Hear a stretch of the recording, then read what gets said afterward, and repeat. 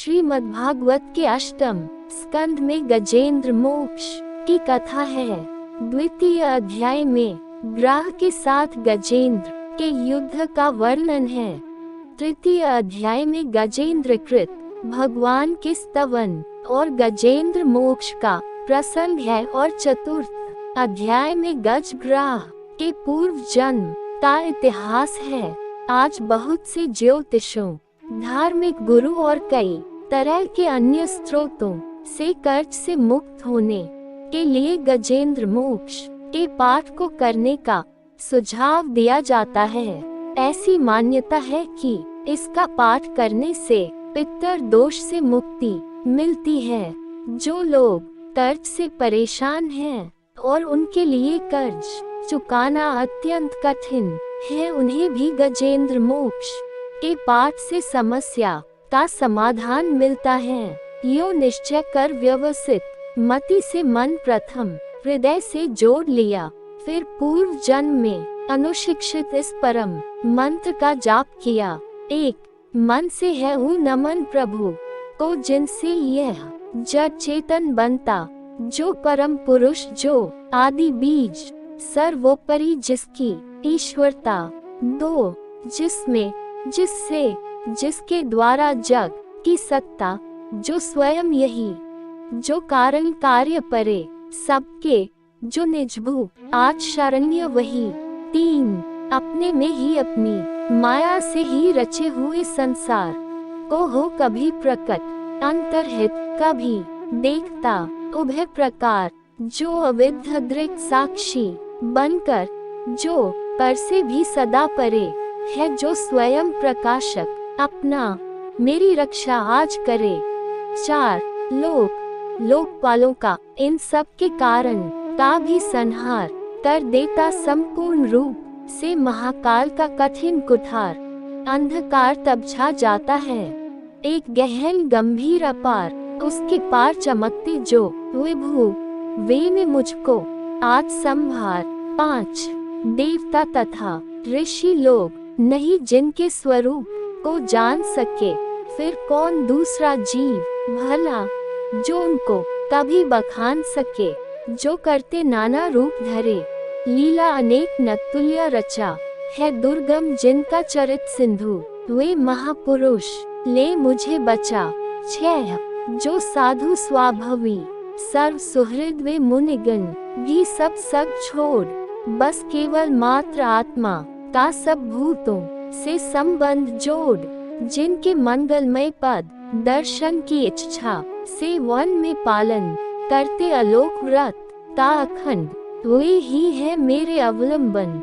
सात जिसका होता है जन्म नहीं, केवल होता भ्रम से प्रतीत, जो कर्म और गुण दोष तथा जो नाम रूप से है अतीत, रचनी होती जब सृष्टि, किंतु जब करना होता उसका लय, तब अंगीकृत कर लेता है इन धर्मों को वो यथा समय।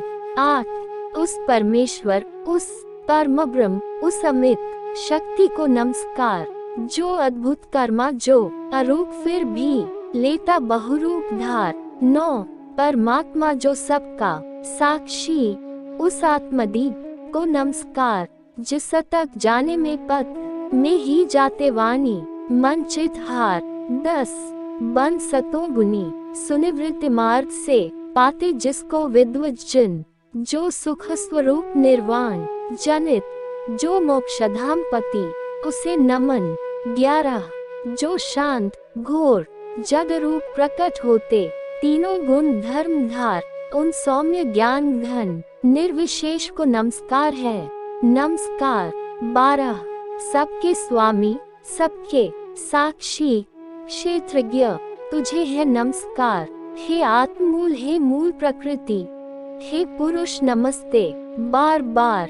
13 इंद्रिय विषयों का जो दृष्टा, इंद्रियानुभव का जो कारण, जो व्यक्त असत की छाया में हे सदाभास है, तुझे नमन। 14 सबके कारण निष्कारण भी, हे विकृति रहित, सबके कारण तेरे चरणों में बार बार है, नमस्कार मेरा अर्पण। सब श्रुतियों शास्त्रों का सारे, जो केवल एक अगाध निलय उस मोक्ष रूप को नमस्कार, जिसमें पाते सज्जन आश्रय। 15 जो ज्ञान रूप से छिपा गुणों के बीच काष्ठ में यथा अनल अभिव्यक्ति चाहता मन, जिसका जिस समय गुणों में हो हलचल, मैं नमस्कार करता उनको जो स्वयं प्रकाशित है उनमें। आत्मालोचन करके न रहे जो विधि निषेध के बंधन में। 16 जो मेरे जैसे शरणागत जीवों का हरता है बंधन, उस मुक्त अमित करुणा वाले आलस्य रहित के लिए नमन। सब जीवों के मन के भीतर जो है प्रतीक प्रत्यक्ष चेतन बन अंतर्यामी, हे भगवान हे अपरिच्छिन्न है तुझे नमन। 17 जिसका मिलना है सहज नहीं उन लोगों को जो सदा रमे लोगों में, धन में, मित्रों में, अपने में, पुत्रों में, घर में। जो निर्गुण जिसका हृदय बीच जन अनासक्त करते चिंतन, हे ज्ञान रूप हे परमेश्वर हे भगवान मेरा तुझे नमन। 18 जिनको विमोक्ष धर्मार्थ काम की इच्छा वाले जन भजकर वांछित फल को पा लेते हैं, जो देते तथा अयाचित वर भी अपने भजने वालों को कर देते उनकी देह अमर। ले वे ही आज उबार मुझे इस संकट से करुणा सागर। 19 जिनके अनन्य जन्म धर्म अर्थ या काम मोक्ष पुरुषार्थ सकल की चाह नहीं रखते मन में, जिनकी बस इतनी रुचि केवल अत्यंत विलक्षण श्री हरि के जो चरित परम मंगल सुंदर आनंद सिंधु में मग्न रहे, गा गा कर उनको निसी वासर। 20 जो अविनाशी जो सर्व व्याप्त सबका स्वामी सबके ऊपर अव्यक्त किंतु अध्यात्म मार्ग के पथिकों को जो है गोचर, इंद्रियातीत अति दूर सदृश जो सूक्ष्म तथा जो है अपार, कर कर बखान में आज रहा उस आदि पुरुष को ही पुकार। 21 उत्पन्न वेद ब्रह्मादि देव ये लोग सकल चर और अचर होते, जिसकी बस स्वल्प तला से नाना नाम रूप धर कर। 22 ज्यो ज्वलित अग्नि से चिंगारी, ज्यो रवि से किरणें निकल निकल फिर लौट उन्हीं में जाती हैं। गुणकृत प्रपंच उस भांति सकल मन बुद्धि सभी इंद्रियों तथा सब विविध योनियों वाले तन का जिससे प्रकटन हो, जिसमें हो जाता है पुनरावर्तन। 23 वह नहीं देव वह असुर नहीं, वह नहीं मर्त्य वह क्लीब नहीं, वह कारण अथवा कार्य नहीं, गुण कर्म पुरुष या जीव नहीं, सबका कर देने पर निषेध। जो कुछ रह जाता शेष वही, जो है अशेष हो प्रकट आज हर ले मेरा सब क्लेश वही।